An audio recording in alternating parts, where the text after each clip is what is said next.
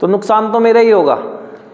तो उसका तरीका क्या है, और सारे ही तरीके यहाँ जितने बताए जा रहे हैं ना, वो मेरे मेंटल पीस के लिए हैं, क्योंकि खेल ही सारा दिमाग का है, दिमाग से ही तो होगा जो होगा।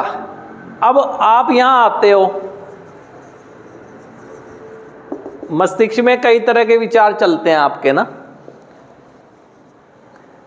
लेकिन गुस्से की अग्नि में अपनी वास्तविकता को ना देख पाने की वजह से आप डिनायल मोड में चले जाते हो, यानी इच्छा का हनन हुआ। आपकी इच्छा है कोई यहां पर बैठने की, तो इच्छा का हनन ही तो हुआ है। अब ऐसे में आप डिनायल मोड में जाते हो, यानी डिनायल मोड में जाना अपनी वास्तविकता को स्वीकार ना करना, नकार देना, है ना, कि मैं यहां क्यों हूं, है ना। यानी डिनायल मोड में जाते हैं तो वास्तविकता को नहीं दिख पता है, लेकिन कभी जस्टिफाई कर रहे हैं अपने आप को, कभी इंटेलेक्चुअलाइजेशन लगा रहे हैं, कभी रैशनलाइजेशन हो रहा है, कभी डाइवर्ट कर रहे हैं, कभी ब्लेमिंग गेम खेल रहे हैं, है ना। स्वीकार नहीं कर रहे हैं, एक्सेप्ट नहीं कर रहे हैं। और अब जब जब वो इच्छा के हनन के बाद उसको व्यक्त नहीं कर रहे हैं, गुस्सा आना स्वाभाविक प्रक्रिया है, इच्छा का हनन होगा तो गुस्सा आएगा, लेकिन उससे आगे मैं व्यक्त ना करना, मेरा व्यक्त ना करना।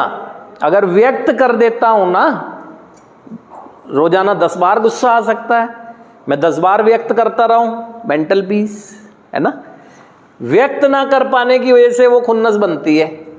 व्यक्त नहीं कर रहे आप लोग ना, जो वास्तविक वजह आपको लग रही है वो शुरू में ही होती है, वो शुरू में होती है, उसके बाद तो अवधि के बीतने की खुशी होती है, कुछ अच्छा लगने लगता है, कुछ कंप्रोमाइजिंग हो जाता है, तो बस ये है, वो यहीं रहता है, वृक्ष बनता रहता है। जैसी सिचुएशन आएगी एकदम होगा गड़बड़।